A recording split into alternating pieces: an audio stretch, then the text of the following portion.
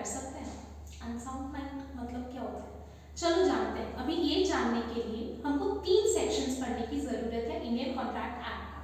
सबसे पहले है सेक्शन 10 जो कि ये बताता है कि एक वैलिड कॉन्ट्रैक्ट के एसेंशियल्स क्या क्या होते हैं, जिसमें सबसे पहला और सबसे इंपॉर्टेंट पॉइंट होता है कॉम्पिटेंसी ऑफ पार्टीज।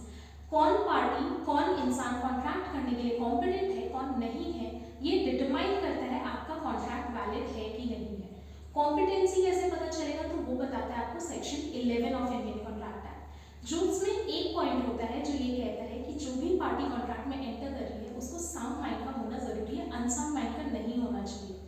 सेक्शन 12 हमको बताता है कि अनसाउंड माइंड क्या होता है। कोई भी इंसान जो कि ल्यूनाटिक है, इडियट है, उसको हम अनसाउंड माइंड का इंसान कंसिडर करते हैं।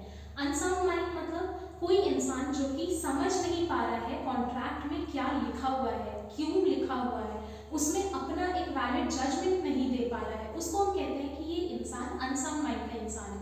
It can be due to medical reasons, it can be due to intoxication, there are various reasons जिससे अनसाउंडनेस हो सकती है। तो क्या हम अनसाउंड माइंड के इंसान के साथ कॉन्ट्रैक्ट कर सकते हैं? नहीं, अनसाउंड माइंड के इंसान के साथ किया हुआ हर कॉन्ट्रैक्ट वॉइड होता है।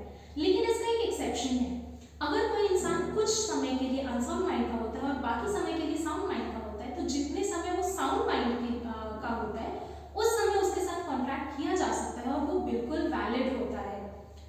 अब मुझे एक बात बताओ, मैंने सेक्शन 10 और सेक्शन 11 की बात की, उन दोनों में मैंने एक एक पॉइंट ही बताया, क्या आपको उनके अलावा बाकी एसेंशियल्स पता है? अगर पता है तो